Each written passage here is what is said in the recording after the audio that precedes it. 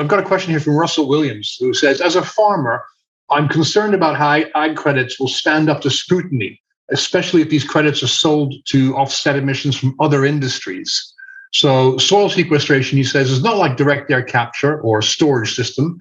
We're talking about millions of acres of land with variability on at the field level.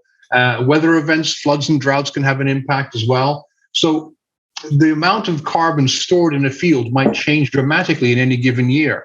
And that has an impact, I guess, on the value of the credit, perhaps the risk associated with the credit. Talk to me about permanence, because that's what this is all about. And we have the same issue. We have the same issue in forestry, obviously, where there is always a risk that the work that the trees or the soil are doing will be undone by some natural or human created change. So how does that work? Absolutely. I'll start. And first, those are two excellent questions. Thank you, Russell. But I'll start by saying that unfortunately, we don't have the luxury of only being able to count on direct air capture or other such technical solutions. Like right now, I think it's a false dichotomy of saying nature or DAC or BECCS. That's a false dichotomy. You need them all. When it comes to, so that's as a starting point.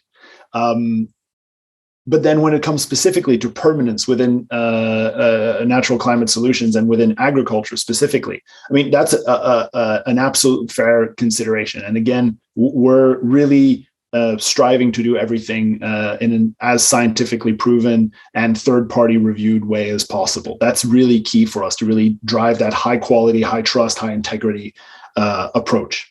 What can we do to mitigate the natural potential risks that might occur with a soil-based approach? One of the things happens at project level, where we're not talking, a credit is not necessarily tied to a given field. A credit is generated as part of a portfolio of fields. And that's actually one of the benefits, I would say, of ag carbon, is that you can take this portfolio approach. And if you design your portfolio in a good way, you're able to mitigate risk at a portfolio level, meaning that you will still be generating credits at the portfolio level. Okay. Secondly, you create a buffer. And a buffer is a good way to sort of have a storage capacity there that prevents you from being, from adverse events.